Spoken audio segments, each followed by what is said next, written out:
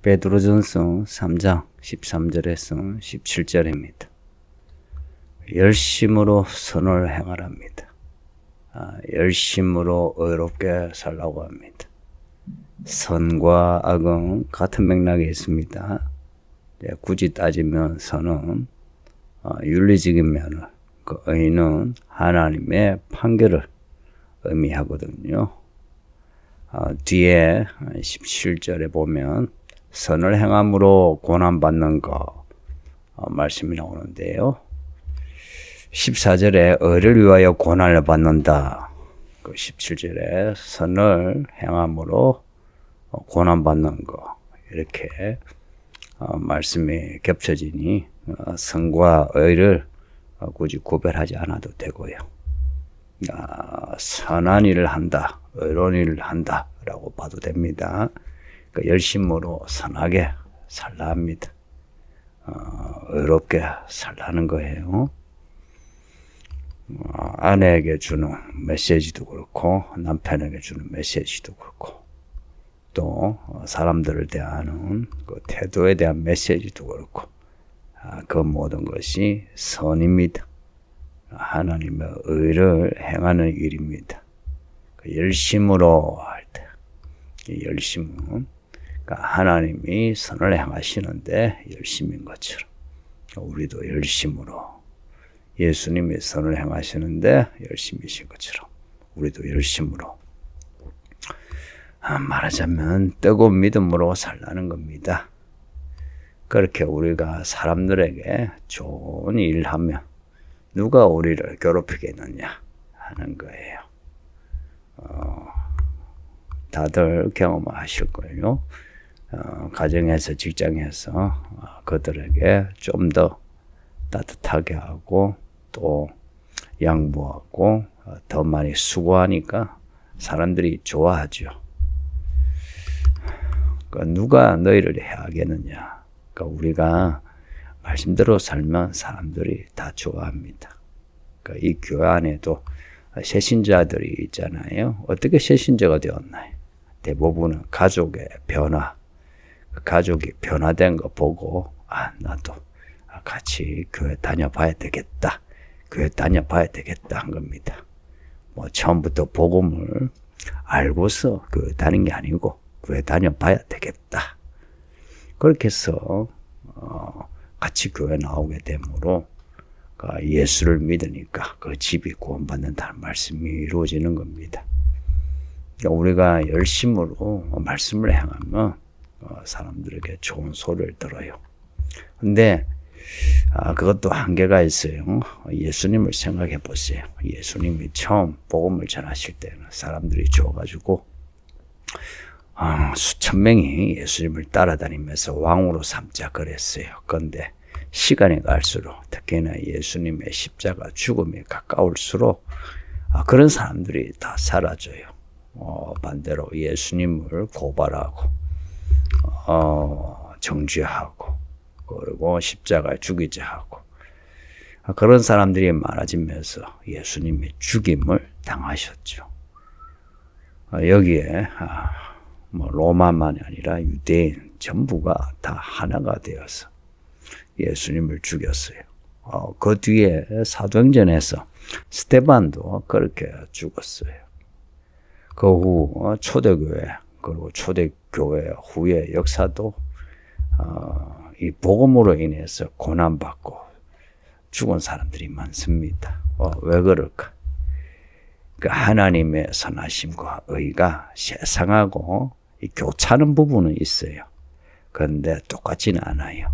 하나님의 선하심, 하나님의 의가 세상의 불의, 세상의 악을 이제 건드려요. 드러내는 거죠.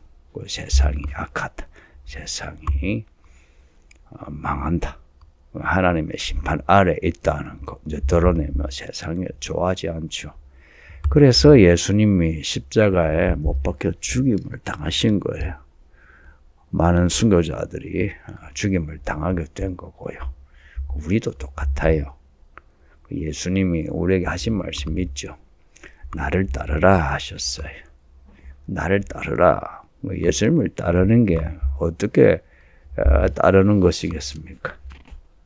예수님의 말씀을 따라 살아가는 겁니다. 성경을 읽으신 분은 아시겠지만 성경에 이 내용대로 산다. 이거요, 사람들이 이해하는, 받아들이는 윤리적인 수준이 아니죠.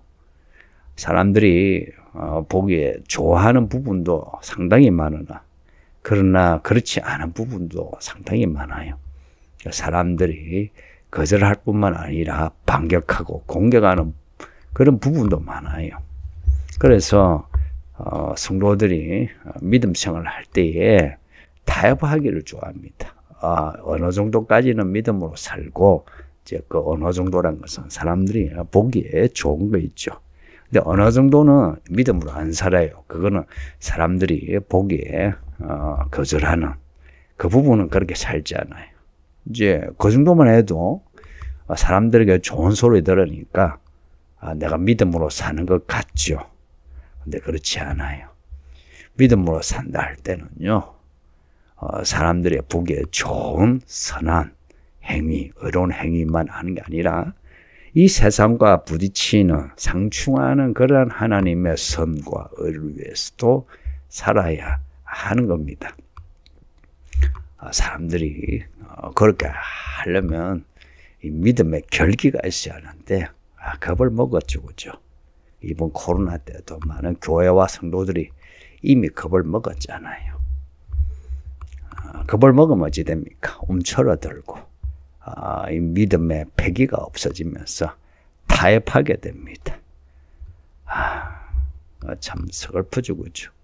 우리가 예수님의 그 십자가 죽음으로 우리가 말미암아 구원받았는데, 우리는 작은 일에, 짜잘한 일에 겁을 먹고 십자가를 부정하는 듯한 그런 모습을 보이죠.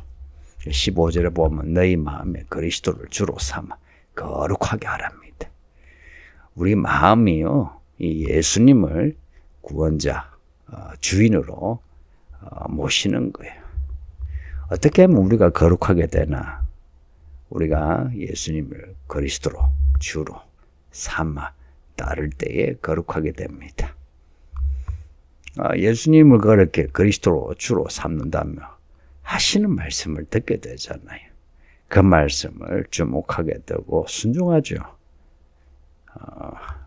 그러면 그 말씀이 우리 속에 내 생각이 되고 내 계획이 되고 전략이 되죠.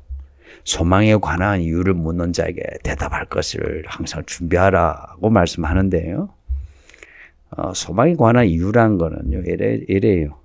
너 왜 예수 믿냐? 너 왜 그렇게 사느냐? 너 왜 그렇게 교회 다니느냐? 왜 그래 술을 먹지 않느냐? 너 왜 그렇게 순하냐? 이런 사람들의 질문이 있죠. 어떻게 대답하시나요? 가정에 쓰고 직장에 쓰고. 거기에 대해 대답을 하라는 겁니다. 준비된 대답을 하라는 거예요. 그것도 온유와 두려움으로. 왜냐? 사람에게 대답하는 것이긴 한데 하나님에 대한 신앙 고백입니다. 사람에게 예수를 신하며 예수님이 우리를 신하신댔어요. 우리가 사람들에게 예수를 신하는, 이 복음을 신하는 것은 예수님 앞에서 신하는 겁니다. 그러니 우리의 사람들과의 이 대화는 온유와 두려움으로 차 있어야 돼요. 왜 온유해야 되겠어요? 예수님이 우리에 대해서 온유하시잖아요. 우리를 참으시고 친절하시고. 이런 어떤 성품은요, 여유에서 나오죠. 그리스도에 대한 확신, 여기에서 우리는 평화와 온유함이 나오거든요. 뿐만 아니라 하나님의 심판을 알기에 두려워하고요. 그러니 성도님들, 우리 마음에 예수님을 붙잡는 거, 이거 흔들리지 마시고 예수님의 말씀으로 우리의 생각이 이 말씀으로 꽉 차 있도록 합시다. 말하자면 우리 안에 있는 지식, 지성이 말씀으로 구조화 될 수 있도록 합시다. 이데올로기를 가진 사람들, 이념적인 사람들요. 그 사람들은 교회를 다녀도 복음을 못 받아들이거든요. 왜냐? 그 구조에 안 맞는 말을 안 받아들여요. 뭐 예수님 해도요. 그 구조에서 안 맞는 내용은 다 받아쳐버려요. 그래서 이데올로기적인 목사, 그러한 성도는요. 구원과도 상관없고 구원받은 사람을 잡아먹는 여우와 같아요. 조심하셔야 돼요. 그러니까 우리의 이 마음은요, 오직 그리스도 예수로 꽉 차 있으면서, 이 세상이 이렇게 악해질수록 악에 대해서 대처할 수 있는 지혜도 자라야 합니다. 그러니까 성경은 그렇게 할 수 있는 교과서입니다.